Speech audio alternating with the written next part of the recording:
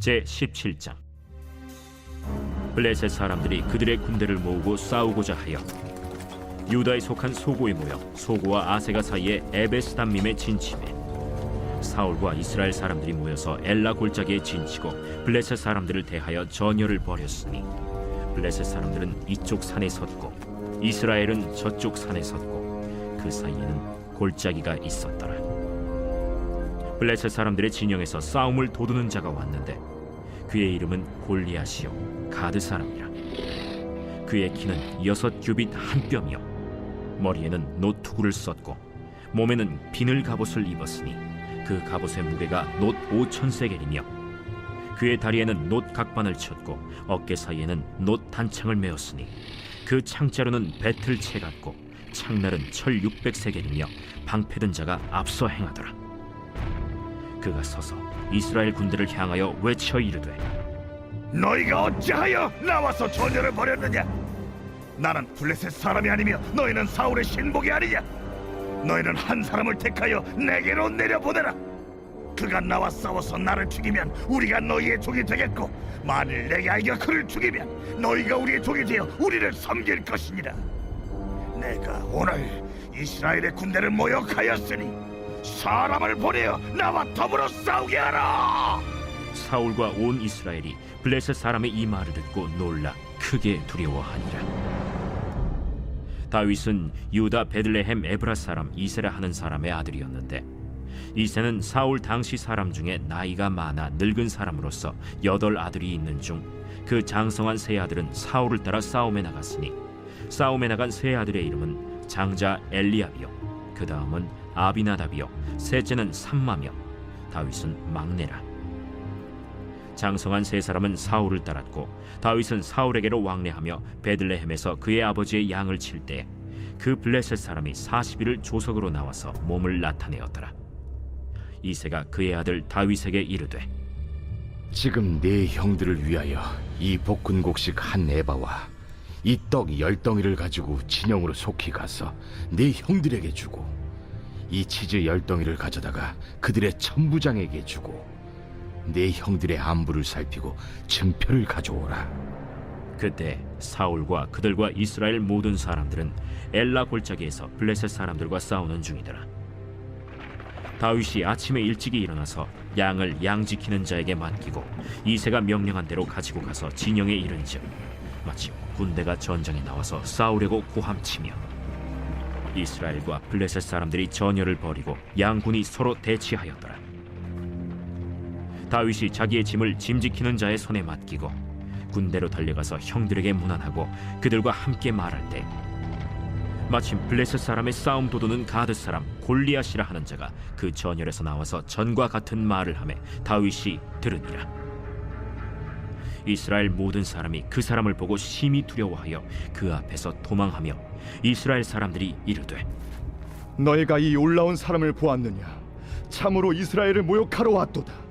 그를 죽이는 사람은 왕이 많은 재물로 부하게 하고 그의 딸을 그에게 주고 그 아버지의 집을 이스라엘 중에서 세금을 면제하게 하시리라. 다윗이 곁에 서 있는 사람들에게 말하여 이르되 이 블레셋 사람을 죽여 이스라엘의 치욕을 제거하는 사람에게는 어떠한 대우를 하겠느냐? 이 할례받지 않는 블레셋 사람이 누구이기에 살아계시는 하나님의 군대를 모욕하겠느냐?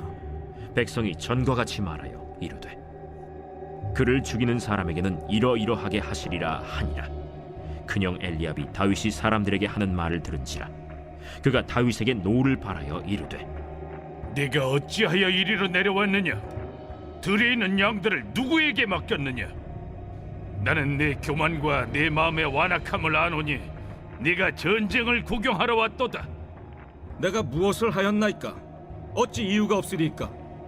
하고 돌아서서 다른 사람을 향하여 전과 같이 말하매 백성이 전과 같이 대답하니라. 환영합니다. 모두 가족 여러분. 오늘은 목요일입니다. 오늘 묵상에 참여하시고 꼭 댓글로 무엇을 느꼈는지 나눠주세요. 그리고 좋아요와 구독을 눌러주시면 저에게 큰 힘이 됩니다. 오늘 본문은 다윗과 골리앗 장면의 서론 부분입니다. 사무엘상 기자는 13장부터 의도적으로 사울의 하락을 보여줍니다. 사울은 이스라엘의 왕인데도 하나님을 바라보지 않았습니다. 사울은 눈에 보이는 환경과 사람을 바라보는 사람입니다.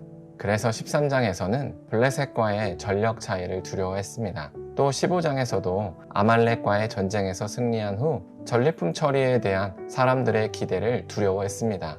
그렇게 사울은 오늘 본문인 17장에 와서도 또 눈에 보이는 환경을 두려워합니다. 현재 이스라엘은 적국인 블레셋과 전쟁하려고 대치 중입니다.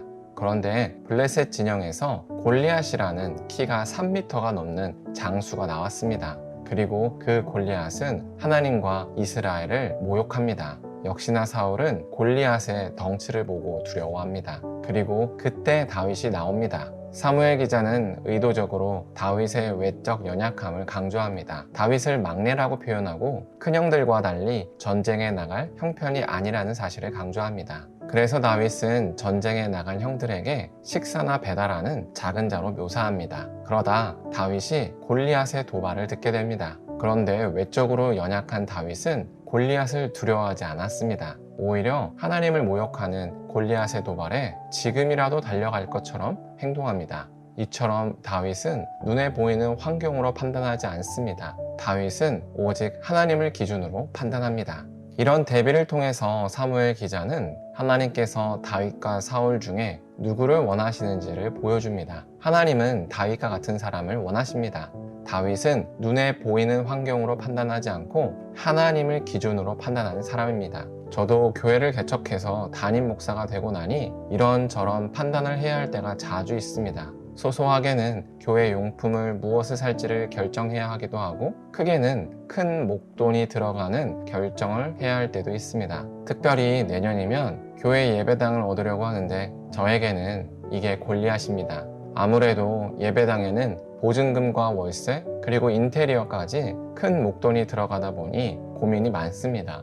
그래서 사울처럼 눈에 보이는 환경을 생각하면서 최대한 안전한 선택을 하고 싶기도 합니다.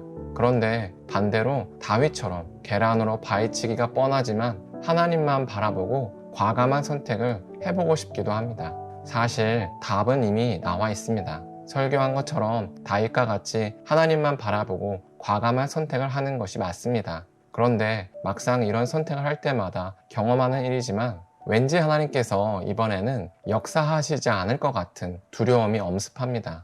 그래서 고민합니다. 그런데 뭐 어쩌겠습니까? 말씀에 나왔으니까 해야죠. 그래서 저희 집 전셋값을 빼서 예배당을 지으려고 합니다. 학개 선지자가 바벨론에서 귀환한 이스라엘 백성에게 하나님의 성전과 자신의 집중해서 하나님의 성전을 먼저 지으라고 했던 말씀을 따르려고 합니다. 물론 예배당이 구약의 성전은 아닙니다. 그래도 하나님을 우선으로 두라는 기준에서 보면 아무래도 목회자가 솔선수범하여 집보다는 예배당을 먼저 생각하는 게 맞는 것 같습니다. 살 집은 뭐 하나님께서 알아서 하시겠죠. 그러므로 우리가 오늘 하루를 살 때 하나님만을 기준으로 모든 일을 선택했으면 좋겠습니다. 그래서 정말로 다윗처럼 계란으로 바위를 쳤을 때 바위가 깨지는 사건을 경험했으면 좋겠습니다. 그래서 우리 모두 식구들이 하나님께 모두 영광을 돌렸으면 좋겠습니다. 기도하겠습니다.